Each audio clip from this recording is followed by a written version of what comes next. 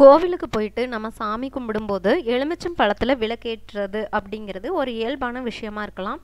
ஆனால் அதுக்கான காரணம் என்ன, எந்த நாளில் விளக்கேற்றினா அதற்கான பலனை பெற முடியும் அப்படின்னு சொல்லிட்டு பார்க்கலாம். எலுமிச்சம் பழத்தில் எப்படி விளக்கேற்றணும் அப்படின்னு சொன்னால், தோல் மெல்லியதாக இருக்கிற எலுமிச்சம் பழத்தை எடுத்துக்கணும். அதோட தோலை நெகிழ்வாக உருட்டி செங்குத்தாக சரிபாதியாக வெட்டி சாரை பிழிஞ்சு எடுத்துக்கணும்.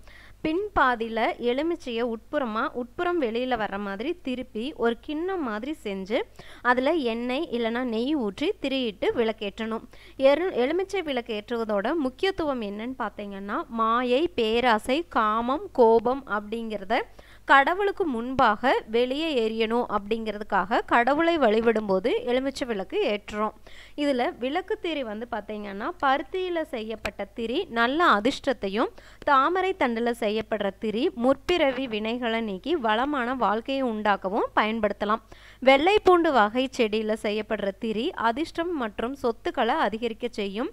புதிய மஞ்சள் பருத்தி துணியில் போடுற திரியானது பராசக்தியோட அருளை பெற்று சிக்கல்கள்ல இருந்து விடுபட செய்யும். எலுமிச்சை விளக்கேற்றதுக்கு சிறந்த நாள் எதுன்னு பார்த்தீங்கன்னா, நோய்கள் மூலம் அதிகமாக பாதிக்கப்பட்டவங்க ஞாயிற்றுக்கிழமைகளில் மாலை அப்புறம் ராகு காலத்தில் விளக்கேற்றி வழிபட்டோன்னு சொன்னால் நோய் விரைவில் குணமாகும். குடும்பத்தில் அதிக பிரச்சனை இருக்கிறவங்க செவ்வாய்க்கிழமைகளில் ராகு காலத்தில் விளக்கேற்றி வழிபடணும். தனிப்பட்ட வேறு சில வேண்டுதல்களுக்கு வெள்ளிக்கிழமை அன்னைக்கு ராகு காலத்தில் 2 எலுமிச்சை விளக்கேற்றி வழிபடணும். ராகு காலங்கிறது பொதுவாகவே எல்லா நாட்கள்லையும் பார்த்தீங்கன்னா 10:30 to 12 மணி வரைக்கும் வர்றது தான் அந்த ராகு காலம். மேலும் தகவல்களுக்கு சேனலை சப்ஸ்கிரைப் பண்ணுங்கள். தேங்க்யூ.